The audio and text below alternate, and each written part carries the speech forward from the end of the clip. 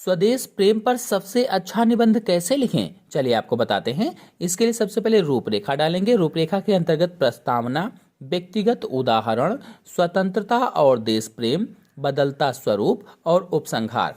फिर हेडिंग डालेंगे प्रस्तावना और लिखेंगे, जिसने न कभी माँ धरती का प्राणों से रूप संवारा हो, अन्यायी अत्याचारी को आगे बढ़कर न ललकारा हो, उस कायर उस अपराधी को जीने का है अधिकार नहीं, वह हृदय नहीं है पत्थर है जिसमें स्वदेश का प्यार नहीं। एक बार एक यात्री किसी जंगल से होकर गुजर रहा था।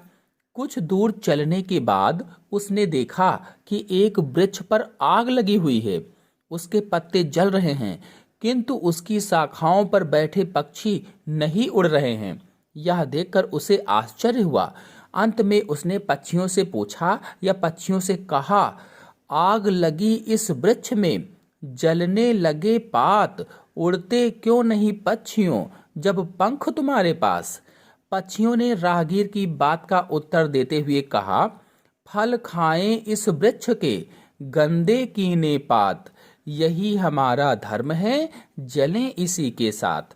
पक्षियों की इस उत्तर से पथिक गदगद हो गया। उसने उनकी वृक्ष के प्रति प्रेम भावना को सराहा। अपनी मातृभूमि के प्रति प्रेम प्राण मात्र के हृदय में पाया जाता है। प्राणियों में श्रेष्ठ माना जाने वाला मनुष्य भी इस भावना से अछूता नहीं है, जो कि स्वाभाविक ही है।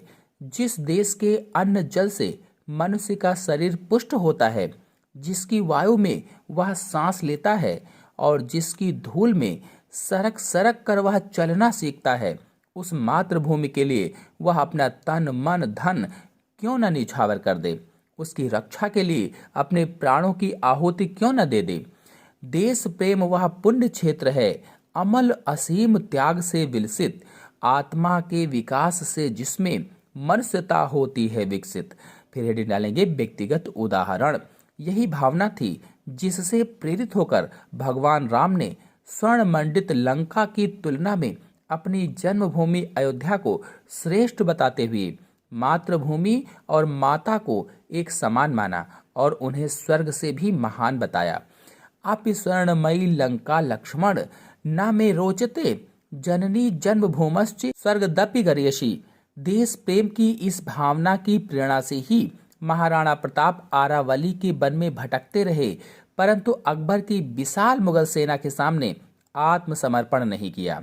इसी भावना से उत्साहित होकर मराठा सेनानायक शिवाजी ने औरंगजेब जैसे प्रतापी बादशाह से लोहा लिया।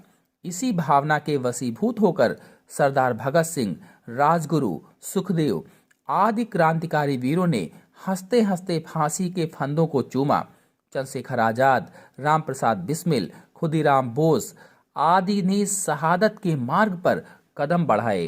स्वदेश प्रेम की इस अमृत को पीकर ही कितने ही नौजवानों ने भारत माता की रक्षा के लिए स्वतंत्रता के यज्ञ में अपने प्राणों की आहुति दे दी।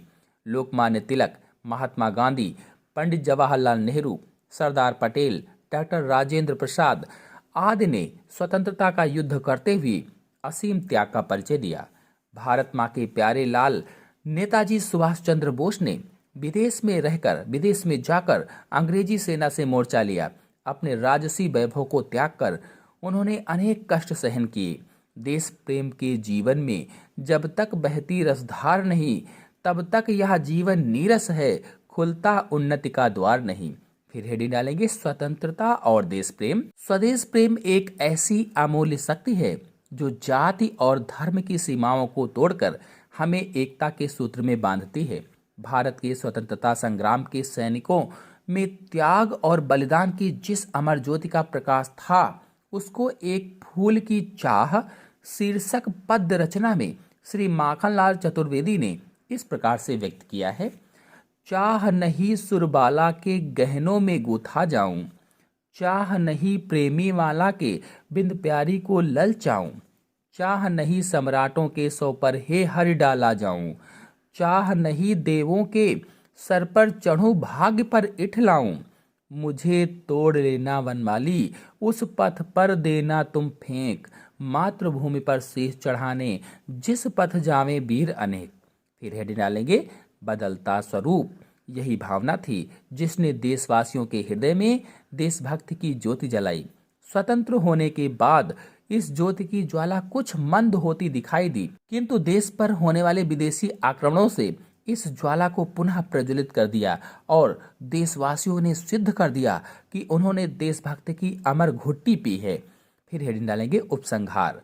हमारा कर्तव्य है कि हमें अपने निजी स्वार्थों को त्याग कर राष्ट्र हित के लिए कटिबद्ध हो जाना चाहिए। हमें कवि के इन शब्दों को अपने हृदय पटल पर अंकित कर लेना चाहिए। जो भरा नहीं है भावों से, बहती जिसमें रसधार नहीं, वह हृदय नहीं है पत्थर है जिसमें स्वदेश का प्यार नहीं। इसी के साथ जय हिंद, जय भारत।